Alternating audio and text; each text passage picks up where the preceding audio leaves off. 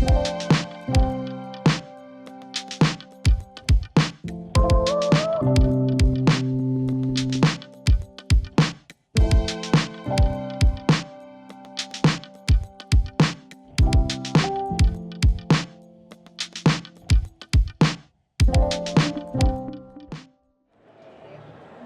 welcome to another episode of Insights from NetSupport. So I'm really delighted to have someone who knows an awful lot about esports to the Insight session today. The one and only Mr. James Fraser-Murison and Director of Fraser Esports. Can you share a little bit, before we get going, a little bit about yourself and how you got into this sort of field? And then we'll dive into what esports is, and because there are lots of misconceptions, aren't there? Yeah, absolutely. Well, first of all, thank you for having me. Yeah, you're very welcome. Nice to kind of finally be here and meet you. So yes, my name is James. I am now the director of Fraser Esports, but I have just finished 22 and a half years worth of mainstream education under my belt as deputy head teacher, head of department, English literature, creative media. And then I was very fortunate enough to have been approached by the British Esports Association back then and Pearson to contribute to the first ever esports BTEC back in 2019.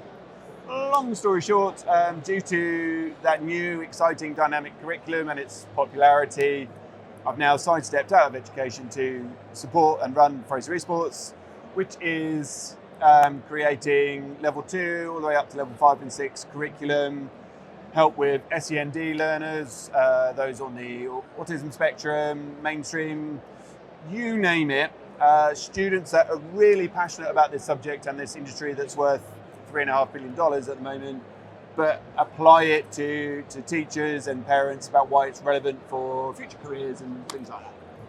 And the thing is, I mean, you're preaching to the choir here, right? Okay, but as someone who taught business studies, that's my subject, right? Secondary education, business and economics is my thing. I see how brilliant it is at bringing in those broader other skills, because it isn't just about gaming, is it? Which is often one of the misconceptions. So, what sort of key skills can, other than things like around business and what have you, what other sort of key skills can students develop through esports, and why are they particularly relevant for the future workplace?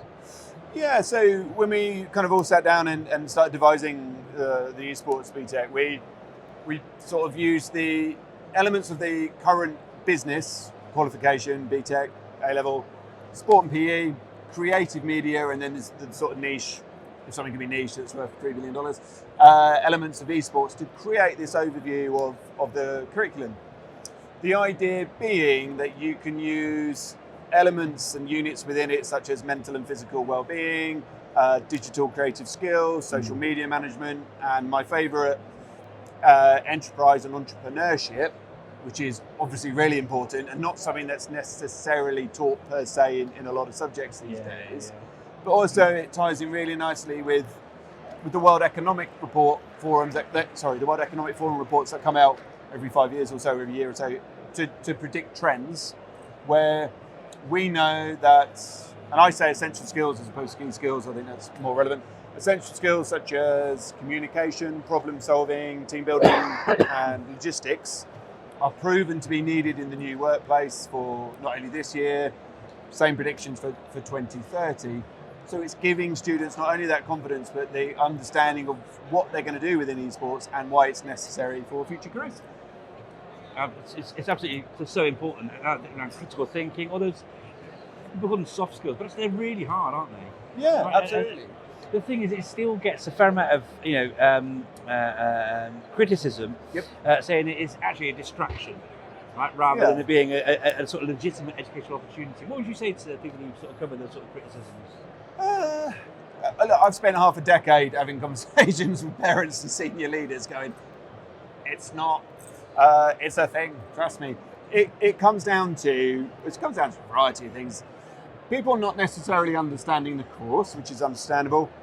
It's not about making you a better gamer. I've never made any student a better gamer. It's about those key skills, preparing for careers that I've already spoken about. Everything comes down to moderation. So yes, you can game. Yes, you're going to do that, whether you do the BTEC qualification or not. But why don't you engage with young people that are clearly doing it anyway with this relevant, contemporary, and dare I say fun qualification, which is depressingly a rare thing in education, and work with them in terms of things like teachers going, well, I'm not a gamer, I don't understand esports. Well, I grew my department from 3 to 5 to 8 esports teachers, and actually it's based on their traditional backgrounds of teaching business or sport or creative media or media studies, and then bringing in those skills to deploy and run the esports BTEC. Yeah, and it's about agency as well for our young people, I think, as well, right? Because how many students are disengaged? Yeah. You know, and it gives them the opportunity to tap into something that's real and relevant whilst giving them real life skills, and then the qualifications back it up, right? Yeah. It's massively important, I think. So if people think, if you're watching this now and thinking, well, this all sounds really actually quite, we could do this. Yep. Right? You know, and you can. And we're going to talk about routes in just a moment. But for schools looking to introduce esports, what are the essential sort of first steps to think about? Because again, you might be thinking, well, crikey, we can't afford like computers for our computer lab, let alone 20 new PlayStations. It's not about 20 new PlayStations, is it, right? Yeah. So what are those sort of things that you think about if you're looking to develop esports as part of their sort of curriculum offer within their school? So first of all, go and look at the curriculum. Don't make that judgment until you've seen what the curriculum's about. I am fairly confident if you were to advertise it, students will bite your hand off for it due to its popularity and excitement. Again, we talked about staffing. I guarantee you'll have all of your staff across various departments anyway to make an esports team and teacher. Yeah.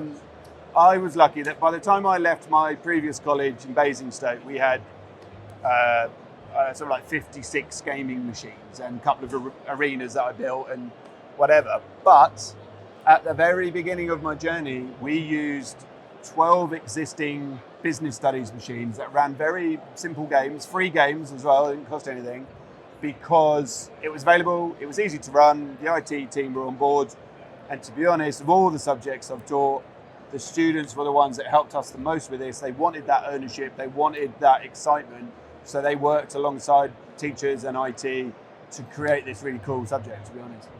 And I guess, right, you're thinking about it, you must have like, tied it into sort of things beyond the standard curriculum as well. I mean, you must have like house competitions, those sort of things as well. Yeah.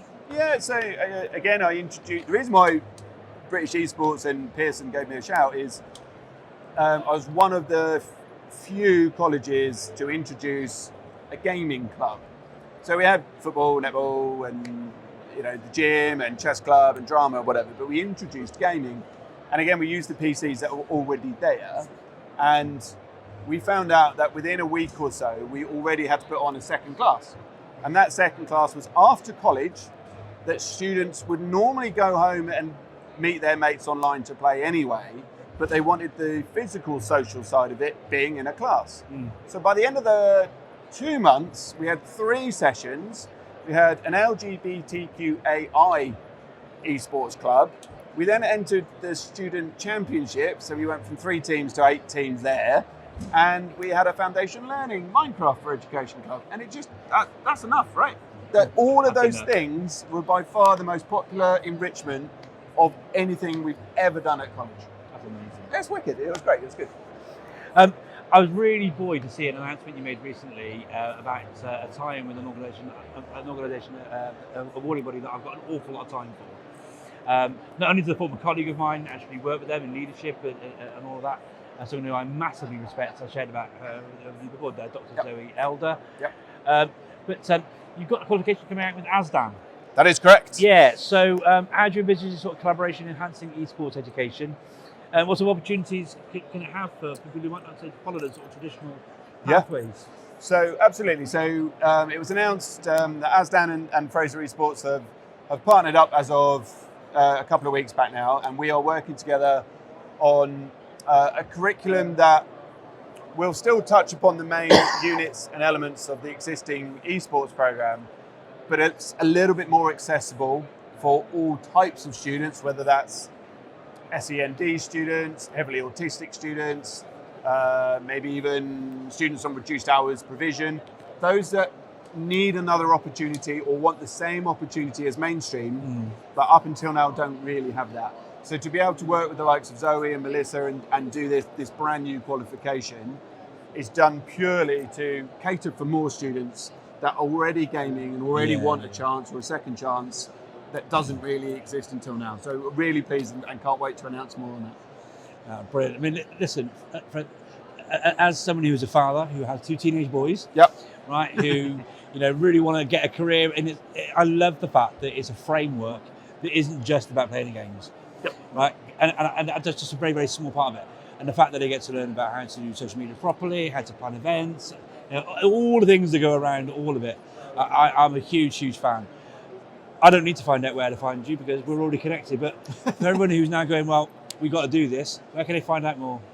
So by all means, find me on Instagram as the esports teacher. Same on TikTok. We tried not to use X anymore, but I'm also on. We're also on Blue Sky when I remember about that one. Again, as the esports teacher. Ridiculous name, James Fraser-Murison on LinkedIn. And if you type in Fraser Esports into dear old Google, other search engines are available. You'll also find my website. Brilliant stuff. Well, look, please do check out their work, get involved. The schools that I've worked with that are running an esports program, it's having a huge impact. And don't just think it's for students who don't follow sort of traditional paths.